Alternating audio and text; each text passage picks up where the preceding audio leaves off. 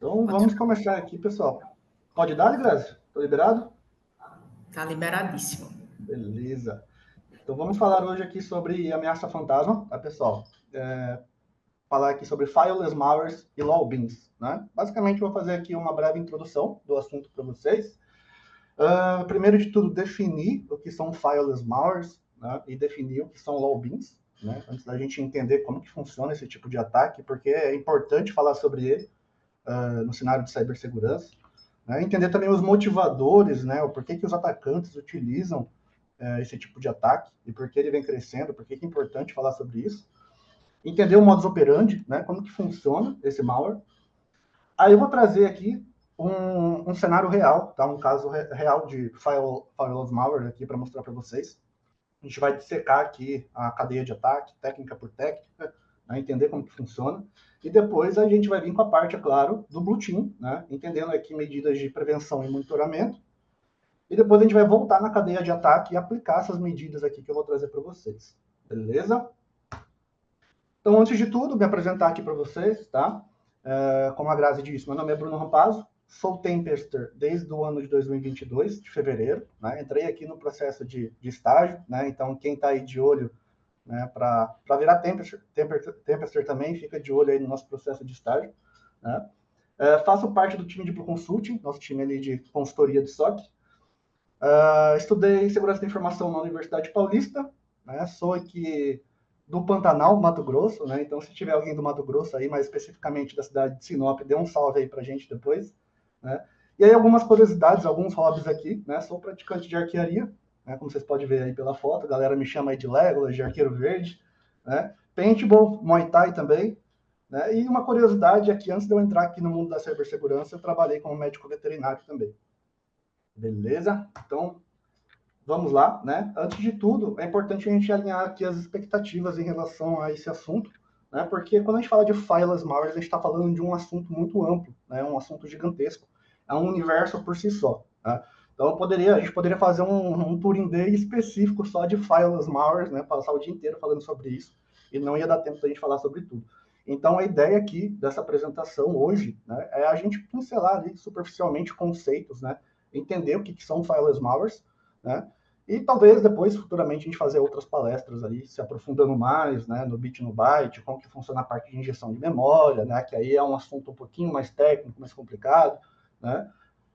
Mas hoje aqui a gente vai falar mais de conceitos, né, vai ser algo mais superficial, beleza? E antes de tudo, né, a definição, o que são malwares? Né? Antes da gente falar o que são fileless malwares, primeiro a gente tem que entender o que são malwares, né? Então, ninguém melhor do que o próprio Niche para definir para a gente o que são malwares, né? Então, basicamente, de acordo com o Niche, a malwares são softwares ou firmwares não autorizados, né, que buscam ali quebrar um ou mais pilares ali da segurança da informação, né, o famoso SID, né, confidencialidade, integridade e disponibilidade. Né? Então, qualquer ação ali dentro do ambiente que não seja autorizada e busque ferir esses pilares, a gente pode considerar ali como um malware, tá?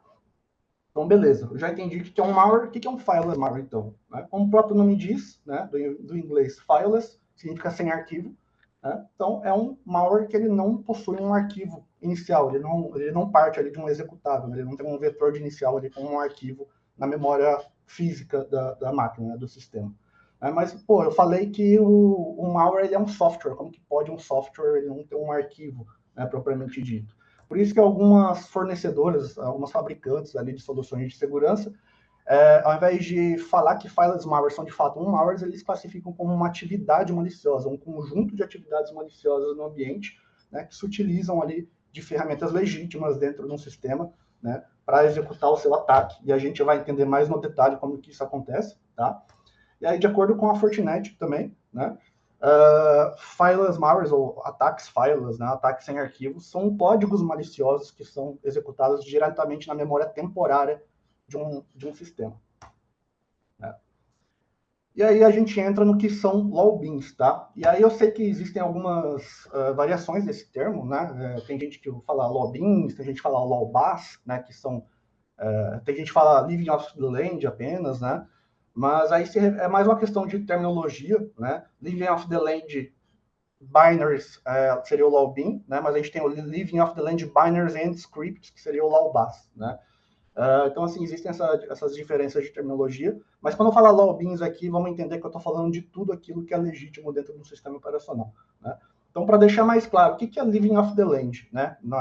De forma literal, Living off the Land significa você viver da terra, né? Quando a gente traz isso para um contexto, por exemplo, de sobrevivencialismo, né? Por exemplo, eu vou desbravar uma floresta, só que eu não vou levar nada comigo para sobreviver nessa floresta. Eu vou sobreviver com o que eu achar lá, né? Eu vou pescar, eu vou caçar, eu vou tomar água que eu achar lá naquele lugar, né? Eu vou viver com o que tem lá. Então, trazendo essa mesma ideia, esse mesmo conceito para o contexto de cibersegurança, Living off the Land é basicamente o atacante utilizar tudo aquilo que o próprio sistema que ele vai invadir fornece para ele, né, para ele realizar o ataque. Então, ele não vai trazer ferramentas dele, né, para dentro do sistema ali comprometido. Ele vai utilizar as ferramentas que o próprio sistema já tem ali como ferramentas nativas, né, ferramentas legítimas, a favor dele, ferramentas que originalmente não eram para ser utilizadas ali com fins maliciosos, né, o atacante ele vai utilizar essas ferramentas ali para fins maliciosos. Tá? Então, assim, para dar alguns exemplos aqui de ferramentas, tá, pessoal? Temos o PowerShell, temos o BitSadmin, o PFCZEC, né, tem alguns exemplos aqui embaixo, mas a gente vai falar de outros aqui durante a apresentação. Tá? E por que é tão importante falar sobre fileless malwares, né?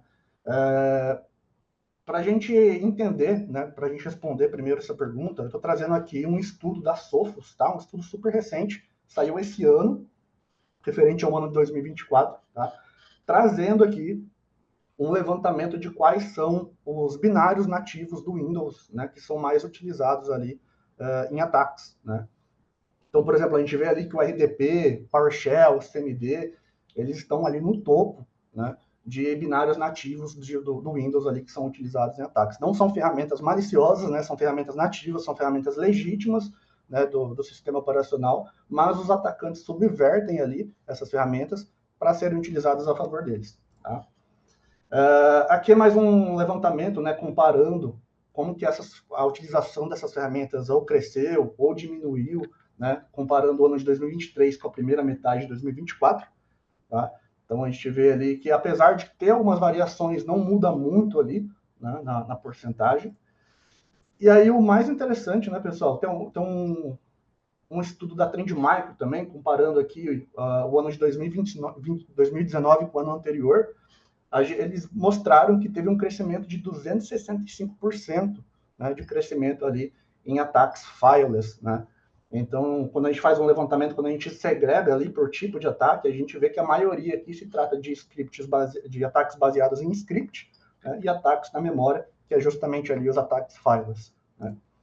E aí o ponto mais interessante aqui, pessoal, ainda falando da Sophos, né, desse estudo mais recente que eles fizeram um levantamento do ano de 2021 até o ano de 2024, comparando, né, nos casos que eles analisaram, comparando ali a utilização de artefatos convencionais, né, e artefatos convencionais eu quero dizer assim, ferramentas que o próprio atacante traz para dentro do ambiente ali, né, para fazer o ataque dele, comparando esses artefatos convencionais com LAWBINs, né? Então a gente vê que no ano de 2021, artefatos convencionais ali é uma parcela muito maior do que a utilização de LAWBINs, né? Eles faziam parte ali da maioria dos casos analisados, né? Quando a gente vai chegando mais perto aqui de 2024, a gente vê que existe uma tendência dessa proporção ela começar a se inverter, né? Então, os fileless attacks, que antigamente eles costumavam ser ali um tipo de ataque mais incomum, né? Eles vêm mostrando uma tendência para a gente de que pode ser que no futuro eles sejam o comum, eles sejam a maioria, né? Então a gente vê que está tendo ali uma inversão dessa proporção e a tendência é que os fireless attacks eles acabam sendo cada vez mais comuns, né? E a gente, como profissionais de segurança, a gente tem que entender quais são os desafios, né, que a gente vai ter a partir do momento, à medida que esses ataques vão ficando mais comuns, e entender também o porquê que esses atacantes estão utilizando cada vez mais esses fireless attacks, né? O que torna eles tão atrativos, né? Que faz com que eles executem esse tipo de ataque cada vez mais, né? E aí eu vou tentar pelo menos responder essa pergunta agora, né? Então, por que esse tipo de ataque é tão atrativo? Quais são as vantagens de você utilizar um ataque baseado ali em LawBeans, né, em ferramentas nativas do sistema operacional? Primeiro de tudo, evasão de defesa, né? Quando eu utilizo ferramentas nativas do sistema operacional, eu tenho confiança das ferramentas de segurança daquele sistema. Então, por exemplo, eu estou utilizando um PowerShell, pode ser que a minha ferramenta de segurança ali, o Defender, ele entenda que como o PowerShell é uma ferramenta nativa ali do sistema, não vai ter nada ali que vai ser executado de um malicioso, então pode ser que ele não alerte, né? Jogando um caso aqui de exemplo. Segundo ponto, justamente por eu não ter um arquivo inicial ali, um vetor, um arquivo na memória física, né? É dificultada a detecção desse malware através de hash. Quando a gente fala, por exemplo, de uma ferramenta de antivírus, né, convencional, que ela faz uma detecção através de hash, né, eu já não consigo fazer isso através de um antivírus convencional, porque não existe, né, um arquivo de fato para detectar através do hash. E o uso de comportamentos nativos, né, quando a gente fala de regras de detecção, por exemplo, como eu estou falando aqui de um comportamento nativo, é muito difícil de eu diferenciar o que é uma atividade legítima e o que é uma atividade maliciosa se utilizando de ferramentas legítimas, né? Então, às vezes fica difícil de você criar uma regra de detecção, pode causar ali, quando a gente fala de um contexto de SOC, né? Pode acabar gerando ali uma alta volumetria de alertas, tem que ser muito bem refinada essa regra ali para a gente conseguir, de fato, detectar o que realmente importa no ambiente, tá? Então, primeiro ponto, evasão de defesa. Segundo, minimização de rastros, né? Justamente por esse malware, né, esse ataque ele ser executado ali quase que exclusivamente em memória temporária, eu não tenho ali, por exemplo, um malware que eu consigo pegar, fazer uma engenharia reversa depois, né, em memória física, né, fazer uma engenharia reversa, entender ali quais seriam as ações desse malware dentro do ambiente, o que, que ele ia fazer, estudar esse malware, né, porque em teoria, né, esse malware está na memória temporária, então em teoria, se eu desligar ali a minha máquina, ele deixa de existir, né?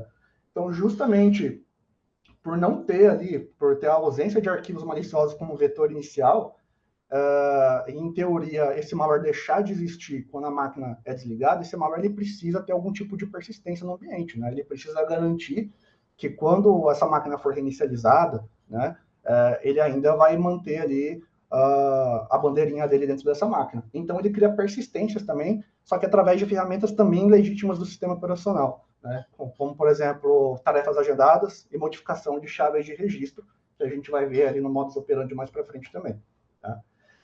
E aí, por último, mas não menos importante, né, que é justamente aqui o conceito de LawBeans, é a disponibilidade de recursos, né? Então, quando um atacante ele entra nessa máquina, ele tem à disposição dele ali várias ferramentas que ele pode utilizar a favor dele, né? Por exemplo, para execução de comandos, ele tem o PowerShell, ele tem o CMD, ele tem o WMI, para movimentação lateral e persistência, né? Como eu falei ali, ele tem chaves de registro, ele tem agendamento de tarefas, ele tem o PSExec, né? E até para exfiltração de dados também, por exemplo, ele tem o NSLookup, ele tem o Search Útil, né? Então, a disponibilidade de recursos acaba sendo uma grande vantagem. Um atacante, em teoria, ele não precisa trazer mais ferramentas para dentro do ambiente comprometido, porque ele já tem tudo que ele precisa ali naquele ambiente, né?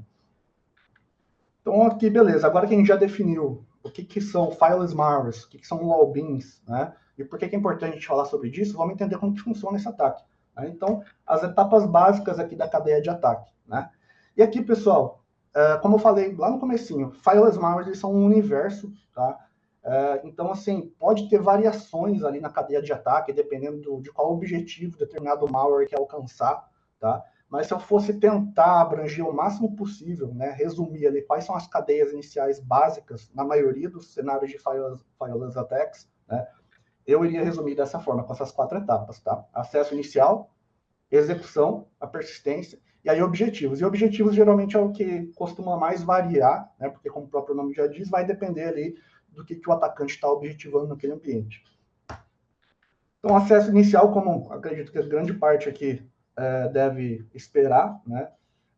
Muitos fileless malwares começam através de phishing, né? Então, geralmente ali a vítima recebe um e-mail contendo um link ou contendo um arquivo ali que contém um script malicioso, né? Ela clica naquele link ou executa aquele arquivo, abre aquele documento Word, aquele Excel que tem um macro, né?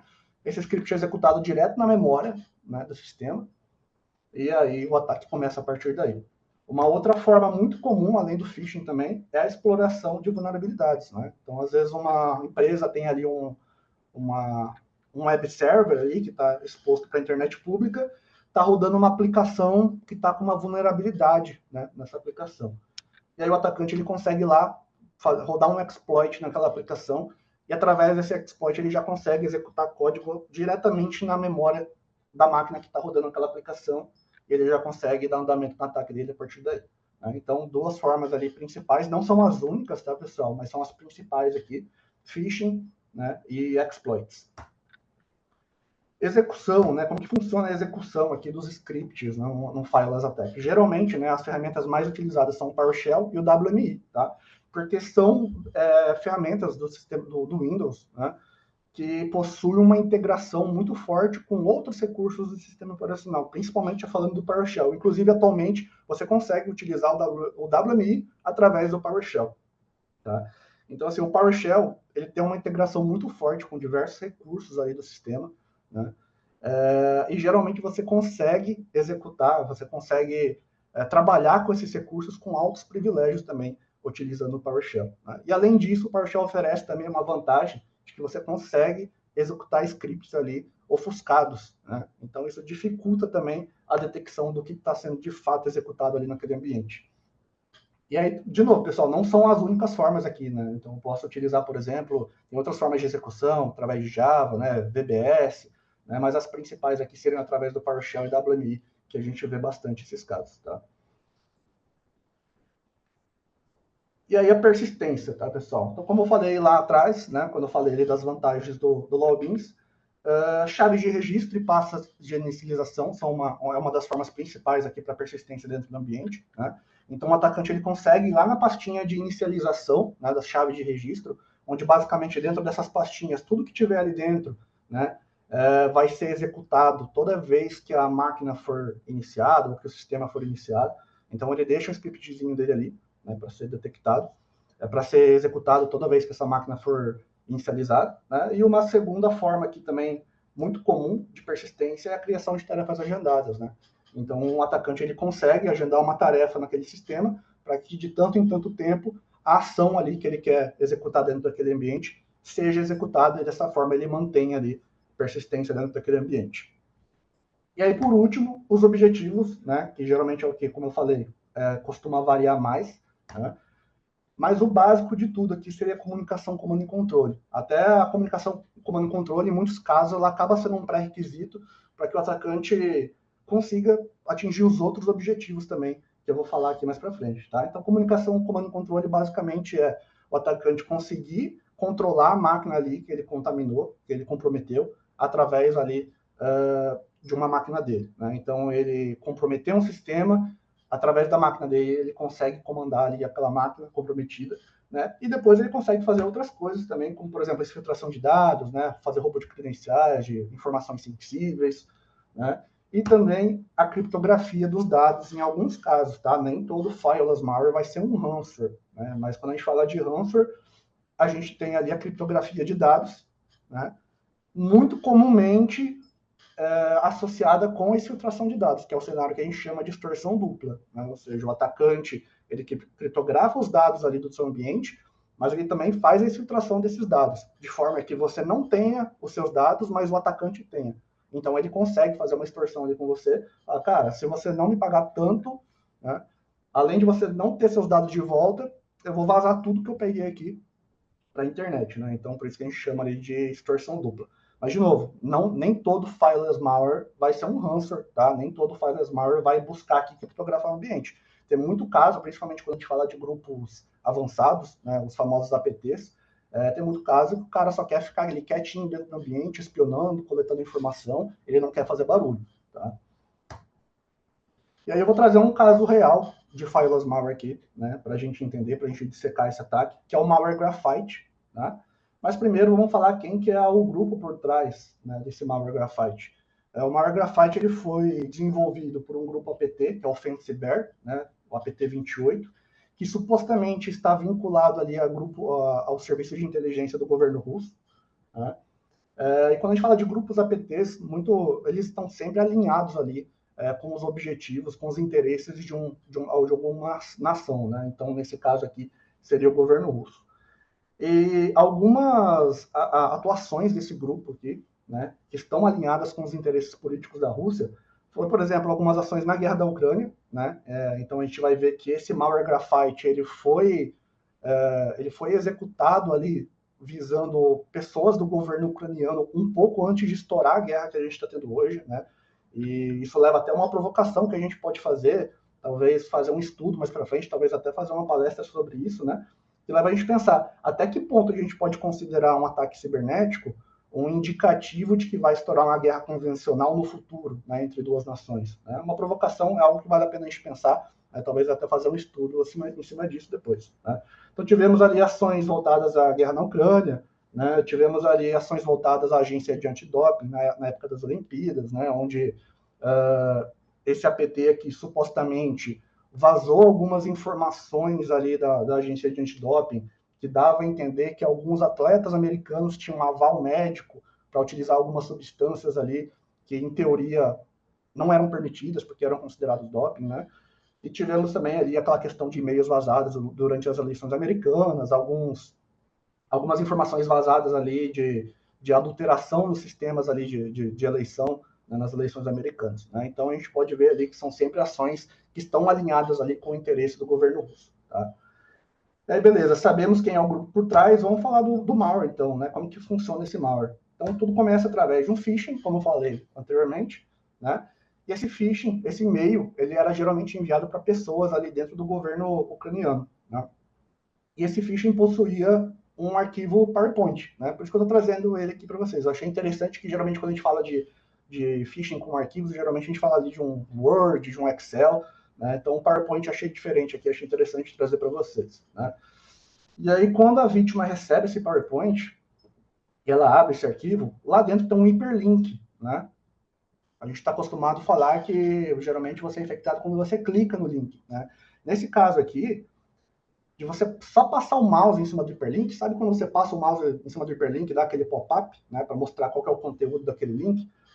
Só de você fazer isso, de você passar o mouse em cima desse hiperlink, dar aquele pop-up, né, por isso se chama um ataque de mouse over, né, que você não precisa clicar, é executado aqui um recurso, né, chamado Sync appv publishing server, que executa um script em PowerShell, né, ali por trás dos panos, um script PowerShell malicioso. Né? Então, aí já começou o ataque. Só de você passar o mouse ali em cima daquele link, né, já começou o ataque.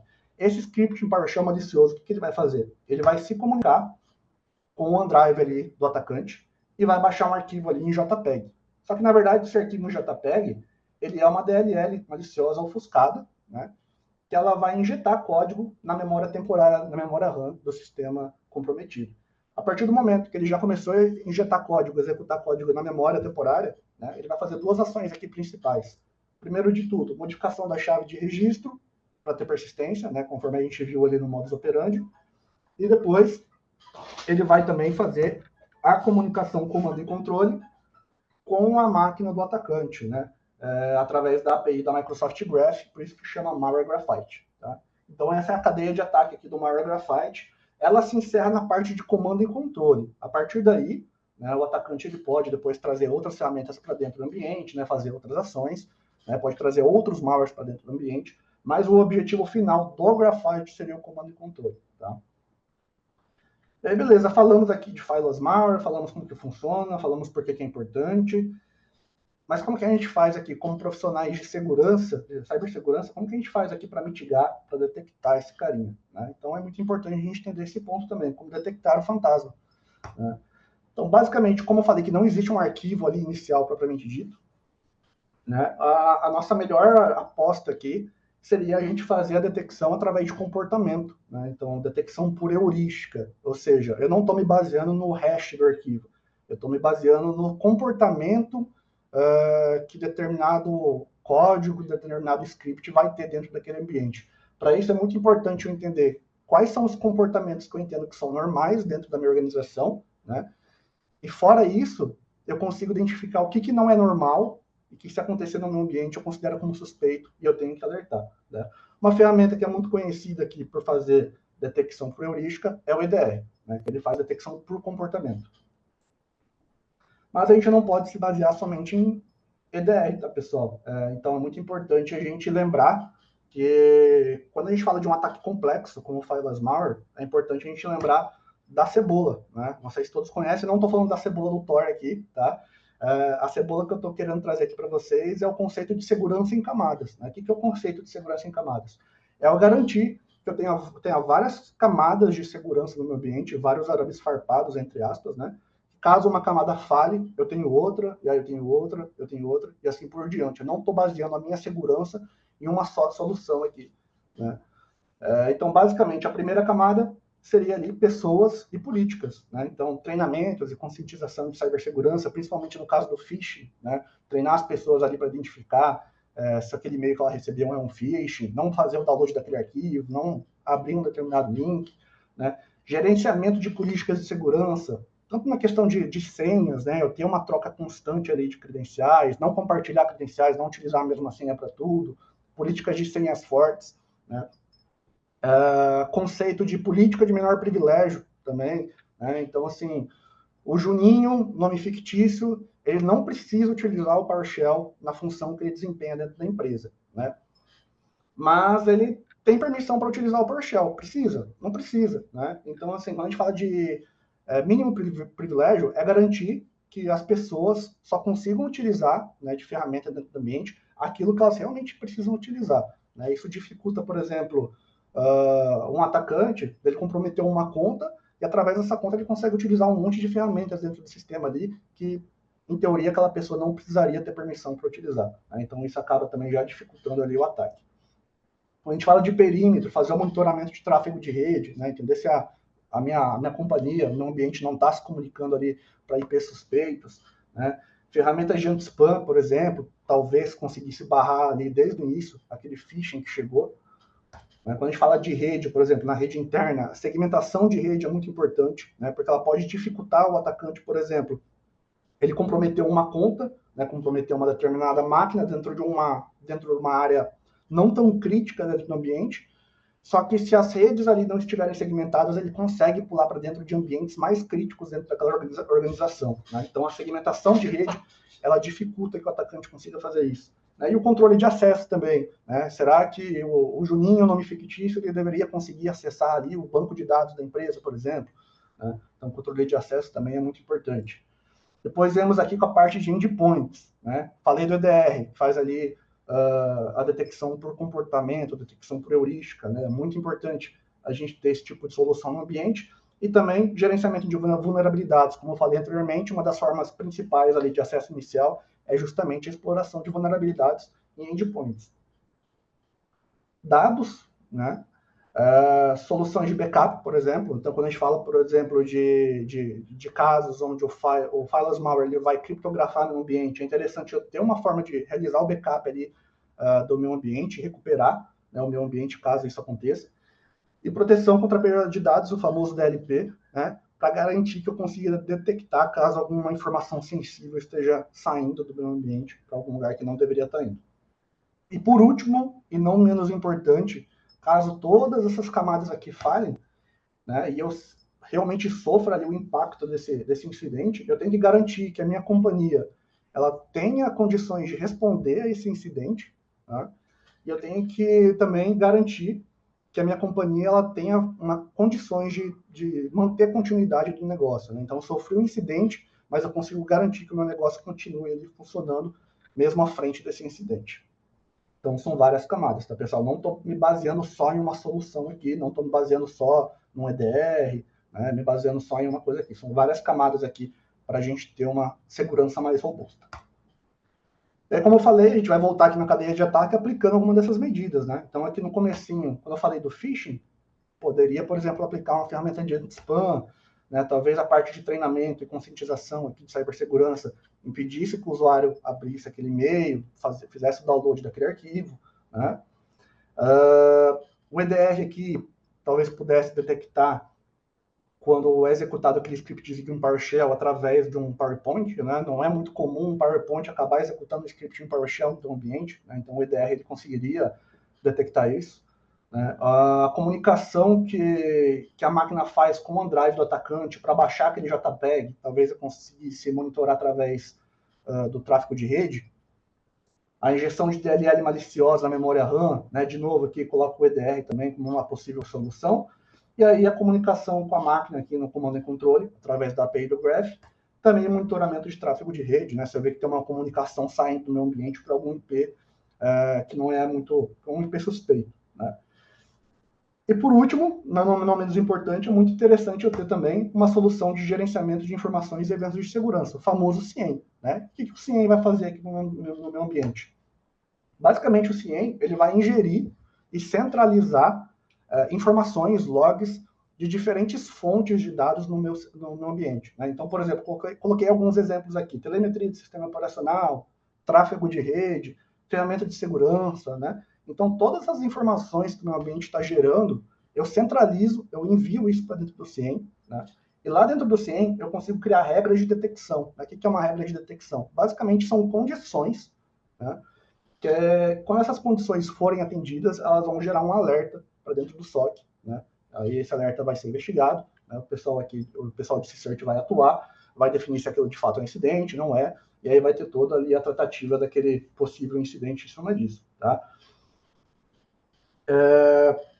Então, além da gente ter as ferramentas, é importante a gente ter essa centralização aqui e a criação de regras de detecção, porque talvez eu consiga detectar proativamente algo que uma ferramenta não alertou. Vamos supor que teve um bypass no meu EDR, por exemplo. Mas eu estou coletando logs de telemetria de sistema operacional e eu estou coletando logs de criação de processo, né? Através de logs de criação de processo, talvez eu consiga pegar ali, quando o PowerPoint ele executou um script em PowerShell, né? Talvez no EDR não detectou isso, mas através da telemetria do sistema operacional eu consigo detectar. Então, não estou me baseando de novo só em uma ferramenta, tá? E considerações finais, pessoal. Acabando aqui para a gente abrir para as perguntas, tá? É uma ameaça crescente, né? Então, a gente está vendo que esse tipo de ataque está crescendo cada vez mais e tem uma tendência a se tornar cada vez mais comum, né? Não existe bala de prata, né? Uma coisa que a gente vê bastante, às vezes a pessoa achar que porque tem um EDR no ambiente, ela está super segura, está 100% segura, e não é bem assim, né? Inclusive, está ficando cada vez mais comum ali técnicas de bypass de EDR, né? Então, é muito importante que você tenha outras formas também de proteger o seu ambiente, né? Então, como lembra dali da famosa cebola. Então, não se basear somente, por exemplo, no EDR, no Firewall, você tem que ter também políticas de segurança, você tem que ter monitoramento dos logs, tem que ter criação ali de regras de detecção, né? E para isso é muito importante que você tenha uma operação multidisciplinar. O que é uma operação multidisciplinar? Não basta você ter só a pessoa ali que está gerenciando a ferramenta, você tem que ter as pessoas que vão fazer a coleta desses logs, a ingestão desses logs dentro do CIEM, as pessoas que vão criar essas regras de detecção dentro do CIEM, as pessoas que vão responder ao incidente, as pessoas que vão analisar os tickets ali, né, os alertas que estão sendo gerados por essas regras de detecção, né? Então, em suma, você precisa de uma operação com pessoas com diferentes sets de skills aqui, para você garantir que você está com uma segurança mais robusta no seu ambiente. E é isso, pessoal. Obrigado pela atenção. E caso alguém tenha alguma dúvida, fique à vontade. Muito bom, Bruno. Adorei. Pessoal, para quem não me conhece, eu sou a Simone. A Grazi passou o bastão aqui para a gente poder interagir, para a gente poder fazer as perguntas para o Bruno. Então, se vocês têm alguma pergunta, algum comentário aí, fiquem à vontade. Parabéns, Bruno, pela apresentação. Obrigado. Eu sei que com um tempo bem pouquinho você trouxe muito conteúdo e acho que muita gente deve ter muitas perguntas. E é muito legal ver a sua palestra porque a gente pode entender e navegar não só pelo malware em si, mas também por várias oportunidades que a gente tem na área de cibersegurança para a galera que quer atuar, para a galera que quer estudar, para a galera que quer trabalhar. Ainda não temos nenhuma pergunta, mas eu achei muito legal que você comentou que você foi estagiário da Tempest. Como que é esse processo? Fala um pouquinho para a gente aí. Hoje você está vindo aqui no Turing Day, trazendo uma palestra tão técnica. Como seria esse processo? A galera que quer, putz, eu quero ser que nem o Bruno, eu quero trabalhar no SOC, eu quero ir para o time de defesa, para o time azul. Conta um pouquinho dessa jornada aí, com base em todo esse estudo que você fez. Nossa, é uma baita de uma jornada, assim. Assim, eu, antes de sequer ter a minha primeira experiência ali dentro da área de segurança, a gente estuda, a experiência que a gente tem ali está baseada na literatura, né, na teoria, e quando a gente realmente entra nesse mundo da cibersegurança, e a gente entende ali na experiência mesmo o que é uma operação de SOC, né, e tudo que compõe uma operação de SOC, a gente vê que é um mundo muito maior, né, e muito mais complexo do que a gente imaginava, né. Eu, por exemplo, o tanto que eu aprendi, o tanto que eu cresci aqui dentro, né, desde o processo de estágio, depois com a efetivação, e hoje participando aqui de um time maravilhoso, que é o time aqui de consultoria de SOC. A gente aprende muito com as pessoas aqui dentro também, né. Eu, olhando 3 anos para trás, eu não imaginaria que hoje eu teria o conhecimento que eu tenho hoje. Eu não imaginaria que eu estaria aqui hoje apresentando, por exemplo, um Turing Day, né, fazendo parte aqui desse evento, né. Então, assim, é um processo, não tem nem palavras aqui para descrever isso. Que legal. O Bruno, em termos da palestra, falando um pouquinho já do termo técnico, né? A gente se aprofundou em como que a gente pode se proteger. Você falou bastante ali de ferramentas. E olhando para vocês como time de defesa, eu vejo que o time de defesa, você não falou tanto ali sobre as regras, mas eu vejo que as regras é um ponto importante, porque é exatamente, alguém entrou no meu ambiente, como que eu sei? Conta um pouquinho aí de algumas estratégias que você, dentro da sua rotina de trabalho, aí nos atendimentos que você faz, é claro, a gente sabe que a gente não pode falar, assim, quem são, mas como que você trabalhou em alguns casos reais ali de detecção para poder conseguir ter essa visibilidade e conseguir fazer esse monitoramento?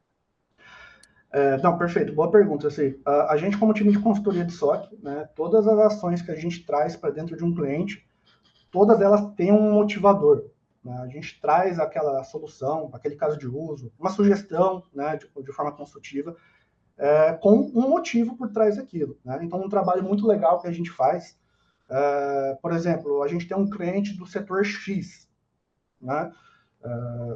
Então, tem um cliente aqui, por exemplo, que ele é da área industrial, né? Então, um trabalho muito legal que a gente faz é entender quais são os grupos de ataque que estão atacando o setor industrial, né? Ou grupos de ransomware que estão atacando o setor industrial. Como que eles fazem isso? Qual é o comportamento desses atacantes, né? Quais são as técnicas que eles utilizam, né? Então, a gente faz esse levantamento de quais são os grupos que estão olhando para o segmento desse cliente, né?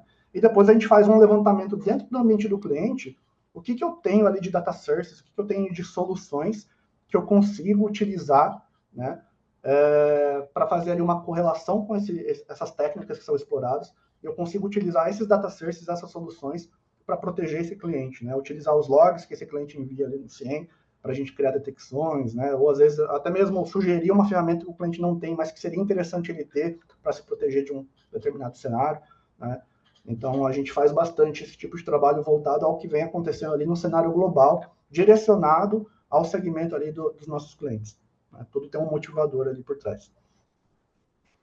Entendido. Obrigado, Bruno. Tem bastante gente aqui elogiando. Parabéns pela palestra. Gente, tem mais alguma pergunta? Alguém mais quer fazer alguma pergunta aqui para o Bruno? Posso liberá-lo? Você tem 2 perguntas aqui no vem 3. Pode perguntar, Grazi, se você quiser, porque ele não está aparecendo aqui para mim. Ó, eu te mandei aqui no chat, uma olhadinha.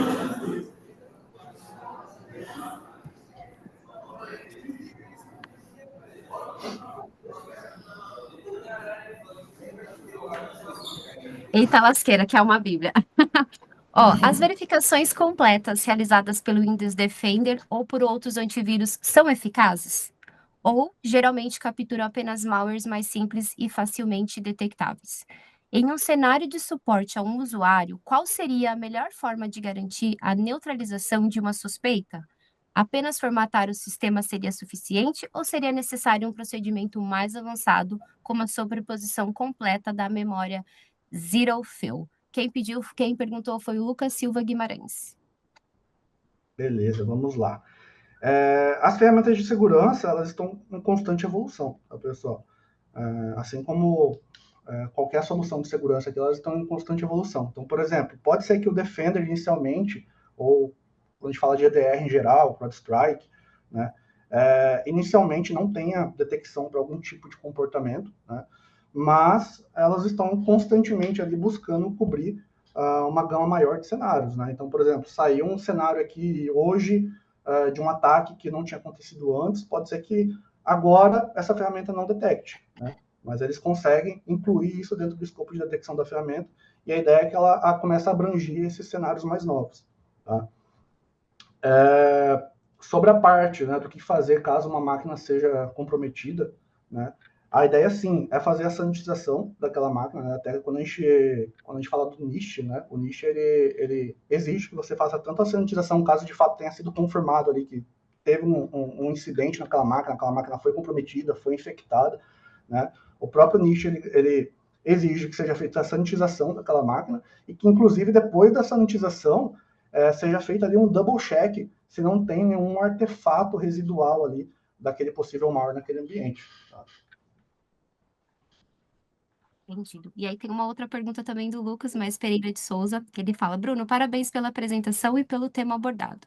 Gostaria de saber, a nível de fabricante como Microsoft, se tem algum mapeamento dessas ações para inibir ou dificultar que esses softwares sejam utilizados para fins maliciosos. Perfeito. Então, quando a gente fala de LawBeans, né, ou LawBAS, a gente está falando de ferramentas que são legítimas, nativas dentro do sistema, né? Então, o conceito base ali de um LawBean é justamente você utilizar ferramentas que originalmente não deveriam estar sendo utilizadas para fins maliciosos. Né? Então, às vezes fica difícil para uma fabricante conseguir impedir 100%, né, ou prever 100% que uma ferramenta ali que ela colocou no ambiente ela vai ser utilizada para fins maliciosos, né? E falar, pô, agora vou indisponibilizar essa ferramenta, ninguém vai utilizar. Porque a ideia daquela ferramenta inicialmente era para ela ser utilizada para fins legítimos e não fins maliciosos. Né? Então, assim, o que a gente, como profissionais de segurança, o que nós podemos fazer? Né? Políticas de menor privilégio, como eu falei antes. Né? Então, beleza, eu tenho uma ferramenta, tenho o PowerShell. PowerShell é uma ferramenta legítima, mas pode ser utilizada para fins maliciosos. Só que quem são as pessoas no meu ambiente que realmente precisam utilizar o PowerShell? Né? Será que eu preciso deixar que todo mundo no meu ambiente consiga utilizar o PowerShell? Né? Então, assim, existem ações que uma fabricante, como por exemplo a Microsoft, pode tomar. Eu vou dar um exemplo aqui, por exemplo, de ticket Kerberos, né? Existem várias explorações de ticket Kerberos, dentre elas tem a quebra ali da criptografia RC4, que é uma criptografia que hoje em dia ela é considerada defasada, é uma criptografia fraca, mas é uma criptografia ali da própria Microsoft, né? Então, o que a Microsoft fez? Ela fez algumas atualizações no sistema para trazer criptografias ali mais robustas, mais difíceis de serem quebradas no ambiente. Mas a RC4 ela ainda existe, e existem aplicações que ainda utilizam a RC4. Então, cabe também aos profissionais de segurança, né, definir, né, não utilizar ali uma criptografia ou algum recurso ali do sistema que a gente sabe que é vulnerável. Perfeito, entendido. Tem mais uma pergunta aqui. O Josué Santos perguntou: Bruno, para trabalhar na defesa, é necessário ter visão de atacante ou o time ofensivo mune o time de defesa com as informações deles? Qual é a melhor dinâmica? Olha, eu acho que é uma via de mão dupla, tá? É importante, os times de ataque, geralmente, eles fornecem muitos insumos aqui para a gente, como o Blue Team, né, para a gente entender, né, como um ataque é efetuado, né, mas é muito importante que a gente, como Blue Team, também entenda como que o atacante pensa, justamente para a gente conseguir trazer soluções ali de defesa para dentro de um cliente, né. Então, por exemplo, quando a gente pensa ali em casos de uso, em soluções, quando a gente estuda cenários de ameaça, quando a gente estuda como um determinado APT atua dentro de um ambiente, né, a gente tem esses insights e a gente consegue formular aqui do lado de Blue Team, né, possíveis defesas ali para esses ataques. Né? A gente tem alguns exercícios que a gente faz nessa linha, né, onde é simulado um cenário de extorsão dupla dentro do ambiente, por exemplo, do cliente, e aí a gente vê o que de fato bloqueou, o que não bloqueou, o que detectou, o que não detectou. A gente entende o porquê que não teve bloqueio, o porquê que não teve detecção, e a gente vem ali com a parte de resposta, que justamente serve para cobrir essas lacunas de detecção ou de bloqueio. Né? A gente tem também exercícios que a gente simula um determinado grupo ou um determinado cenário ali malicioso dentro do ambiente, e aí depois a gente vem ali com a atividade de resposta também, cobrindo possíveis lacunas nesses cenários. Né? Então, é muito importante a gente ter essa visão do atacante também, para a gente conseguir criar uma defesa mais robusta dentro do cliente. Podemos dizer que o time de defesa ele acaba sendo um pouco mais multidisciplinar, porque ele, para poder defender, ele precisa saber como atacar. Então ele acaba abraçando aí todo Perfeito. esse contexto. Bruno, acabou as perguntas por aqui. A gente agradece. Muito obrigado pela sua participação, pelo tempo, pelo conteúdo. Pessoal, se vocês quiserem aí depois seguir o Bruno no LinkedIn, tiver mais pergunta, quiser entender sobre a jornada dele aqui na área de cyber, fiquem à vontade, ele está super disponível. Obrigado pela atenção, pessoal. E fiquem à vontade de chamar mesmo no LinkedIn, fazer mais perguntas também, se quiserem, né? Porque até mesmo, talvez uma pergunta que eu não saiba responder aqui, ela ajuda a enriquecer a apresentação também, né? Pode ser que eu faça essa apresentação, talvez traga um tema mais aprofundado do assunto futuramente, né? E talvez perguntas que vocês façam aqui ajudem a trazer mais informações ali em futuras versões dessa apresentação. Então, fiquem à vontade ali de chamar no LinkedIn para a gente trocar figurinhas também. Beleza? Obrigada, Bruno. Até a Eu que agradeço. próxima. Até, tchau, tchau.